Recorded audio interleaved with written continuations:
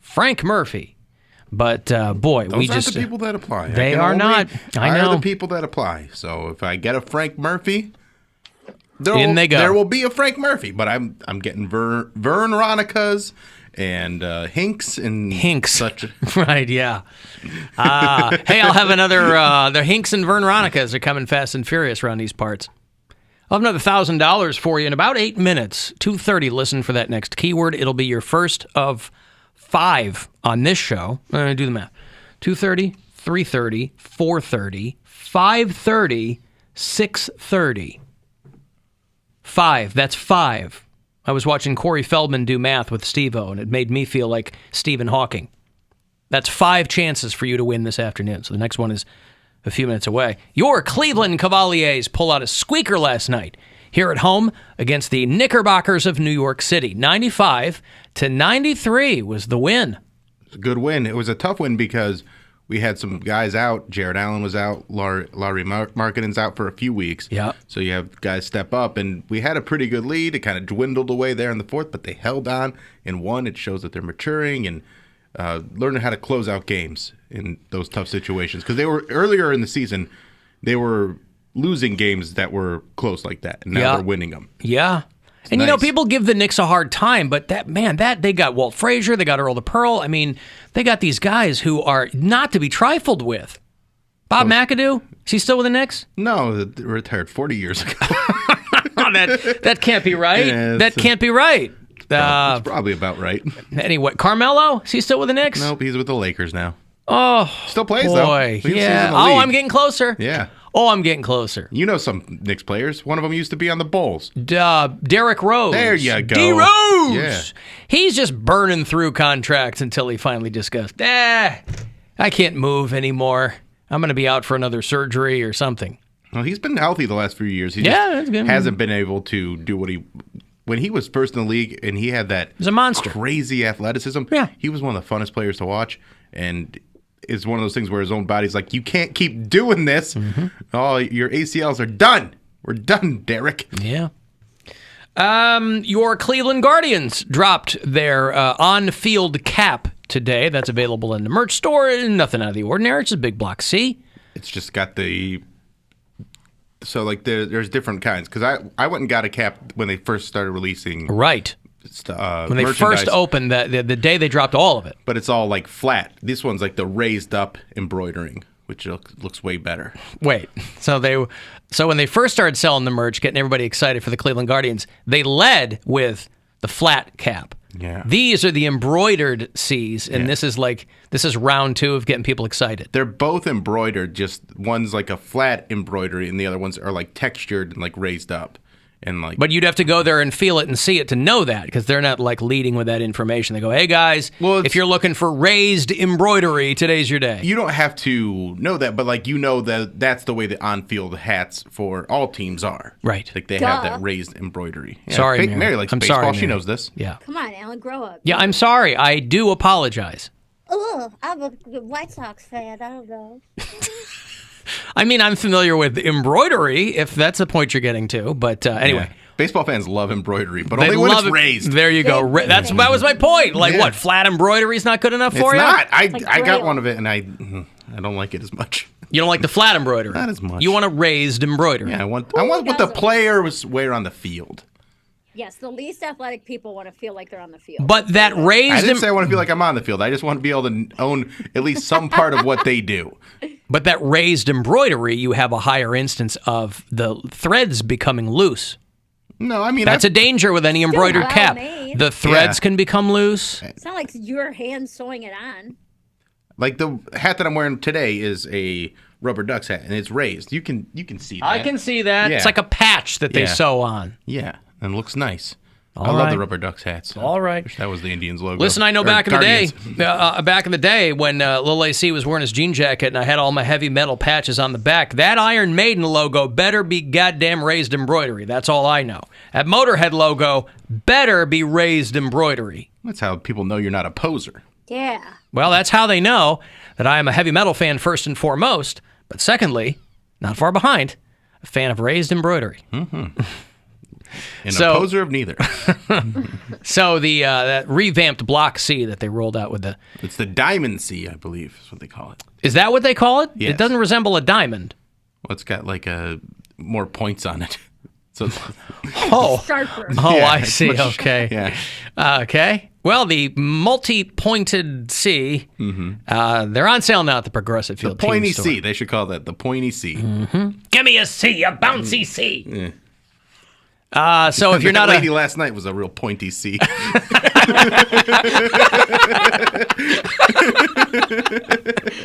You make me laugh. Jeez, Cody. That was a good one. That's what got him. That's what got him. Anything misogynistic usually hits him just right. Yep. Massage. Or making fun of fat people or whatever it is. Anything that makes him feel superior. Shut up, Mary. Anything that's degrading to another human, he's like, now that's my humor. Put the face in the dirt. Now you're speaking my language. I love it. So if you're not...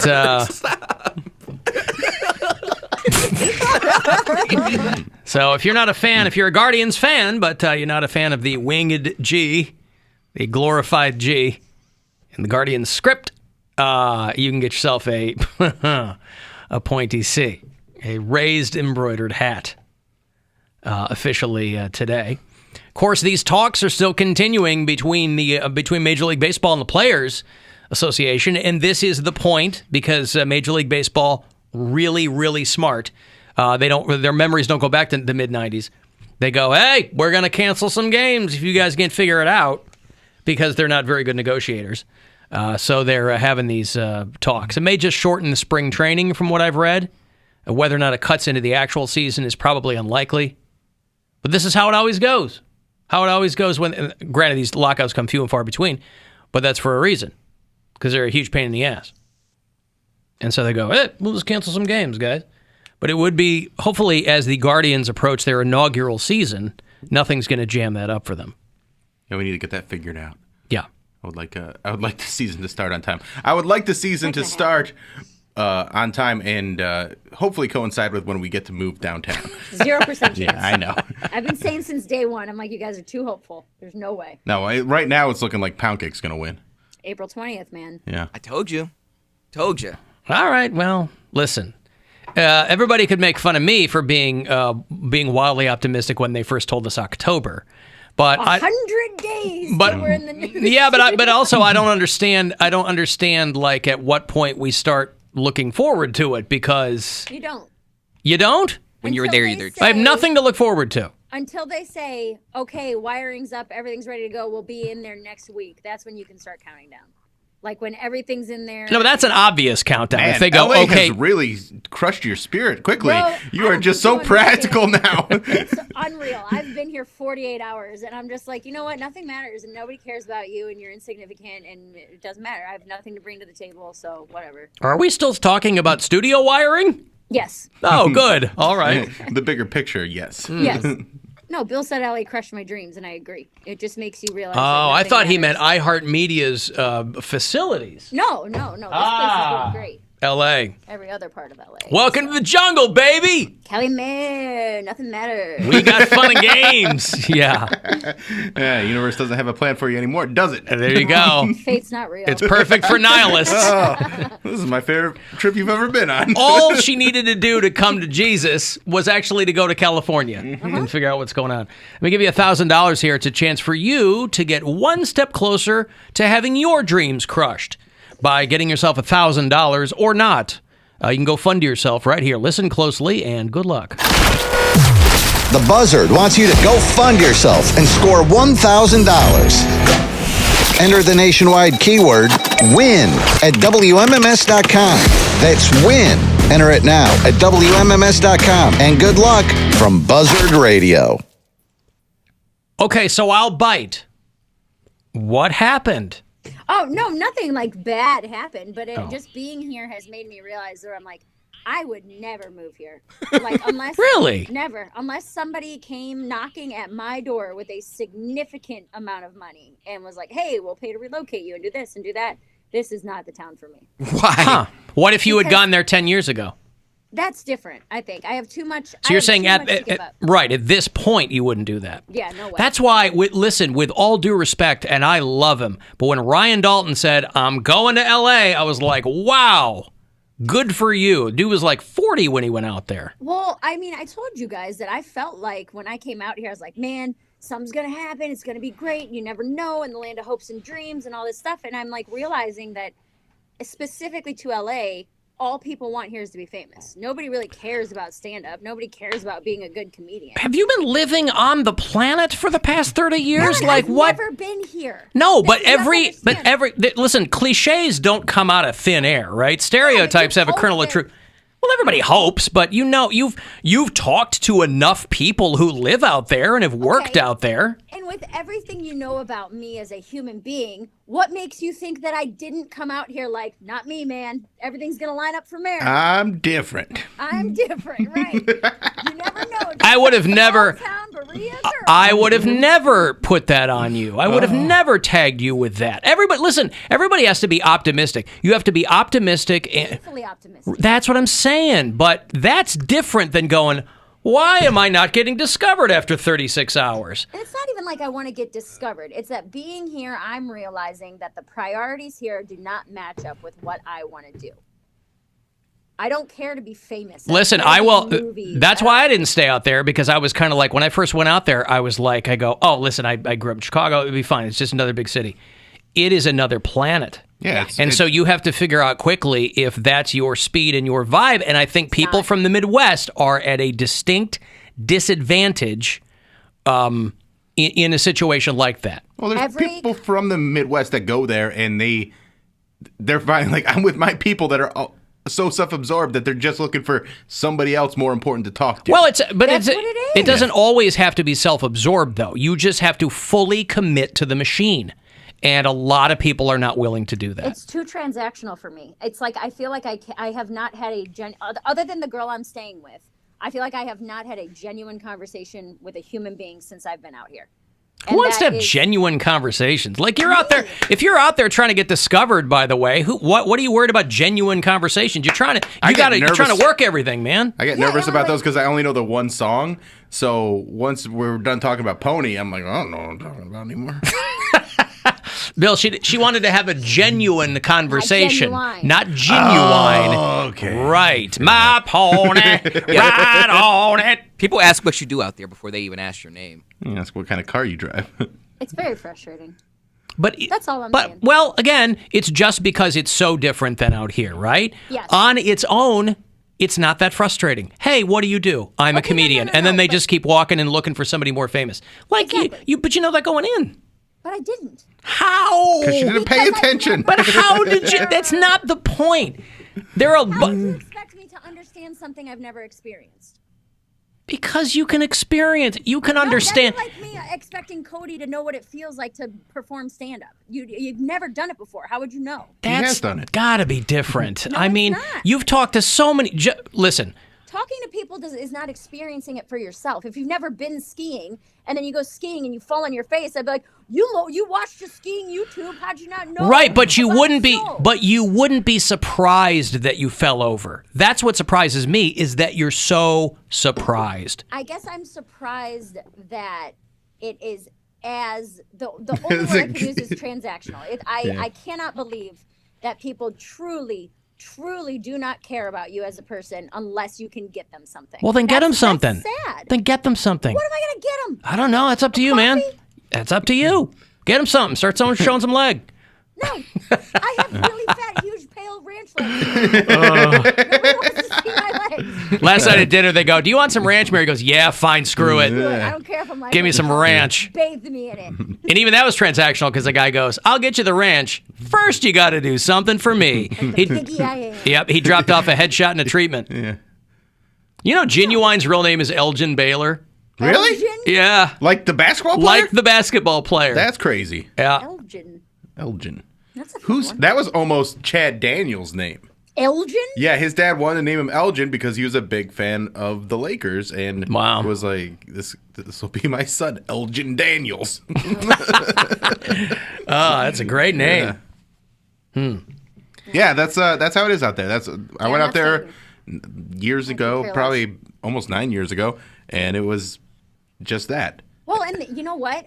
Being in California has made me reevaluate my goals, where it's like, what do I want out of stand-up? And all I've ever wanted to do is be funny, make people laugh, and make a living. Like, those are the things that I want, and I do that. So I'm like, well, what is coming here going to do for me? It's like, oh, it might make you famous, or it might beat you down to the ground to the point where you quit and have to pay $3,000 a month for rent. Screw that. But it's not going to make you any less funny. Oh, It's not going to make you any less funny, but it could. It could definitely make you less funny. What's the word? Dejected and Yeah, that's true. More and bitter, hardened and yeah. bitter, yeah. And also, there's a freedom to being in a place like Cleveland where you can go up and work on stuff. There's a lot of people that are in LA. They keep doing their best stuff every single night, but they never have anything new because they're always thinking tonight's the night someone's going to see that, and really, it's going to take me to the next level. Listen, So there's pros and cons to living yeah. anywhere. It was just the culture shock has just been a lot. That's all. That's all. Yeah, but it is that way. Well, at least you put yourself in it. I'm here. So and is I'm it- here until I have shows. I mean, That's you know, really I'm here cool through that, Saturday. that you're there for such a long time. Like you can really, instead of experience the culture for like a day and have like one bad experience and then that be your whole trip, you have an opportunity to literally see how it is. Yeah, what about what if by next Saturday you're like, actually, I love it here? Yeah, you might change. And, I mean, I could have an amazing show where I talk to somebody, or I make a new friend, or Can you go to a good WeHo? business connection. I'm in WeHo. Okay, That's well, what I'm saying. well, can you go to like the gay clubs in WeHo though? Why do you want me to go to? Why gay would clubs in she WeHo? go to the So gay you clubs? can wingman for me. You You can't live get in me. Ohio. So I'll. She just walking around on FaceTime like, do you think this guy's Like cute? him? You Yeah. like him? I have a friend who's a stylist in LA, and I could stay with him, and then I can, Well, then come out here for the second half of the week. I don't know what to tell you. I'll go gay clubbing with you. Have you thought? Now, the ultimate decision to make out there is: are you a Vaughn's person or are you a Ralph's person? But given your proclivities toward just striking up genuine conversations in the frozen food aisle, have you tried to replicate your experience here and meet people in the grocery store in Los Angeles? Maybe that's my issue. I haven't gone grocery shopping. That's what I'm saying. You got to go haven't pick a felt couple at of things home. up. That's right. Bring a little bit of home with you. Most of the people you meet in the grocery store are old. But old people could own studios. Who knows? You never know. As a right? matter of fact, most of them are old. It sounds like a lot of them don't like comedy either. Well, You never know. yeah. But yeah, this is and like you said, I mean, my mindset could change by the end of the week, but this is, I don't think I could ever live here unless. I Now, was getting just paid a lot imagine of being money. there. I mean, it seems like there's always something on fire, but I haven't read anything about it. Just imagine now being there when there's constant smoke around you. No. I have that in my apartment at home. My neighbors smoke, and it comes through my vents every day. And you I don't also, hate it here. and you do also have to consider the fact that if you're hanging out at the Comedy Store around other comics, it's going to be like any other place in that, yeah, it's really transactional. If you're Okay, but hanging out not at always. if you're hanging out at the park, You have to understand too, though, when I do stand up, I am usually featuring or headlining, which puts me in a different position than it does on a showcase show. So I'm used to going in, hanging out with one or two people that I already know, that I have a relationship with, or that are very cool and very laid back. Whereas here, there's like 15 people on the show. If they don't already know you, they don't really care who you are. Yeah. So unless you have a podcast or something. So I'm like I said, I didn't expect for people to be groveling at my feet. Oh, that girl from Cleveland's finally here. But I expected someone to talk to me. so you had you admittedly went in with a lot of preconceived notions. And not even preconceived notions. I just assumed people would act like human beings, and they didn't. Huh. Well, That's that goes crazy. counter to every cliche about Los Angeles. I mean, and there is a Ralph's right near the store, by the way. So you go right in there. Maybe I should. Yeah, aisle 5, stand there, look lost, and Yeah. then somebody will more than likely strike up a conversation with you. Where was your show last night? Oh my God. Backyard. Now we're getting to people- it. She's burying the lead. A backyard. I've got to take a break. That's a perfect tease for the next segment, Mary's Backyard. Backyard Wrestling Show. Yeah, the Backyardigans. I can't wait It for was. this. All right, I got a break. If you want to get a text for anything, 35192 to get me there. And you can listen wherever you are on the iHeartRadio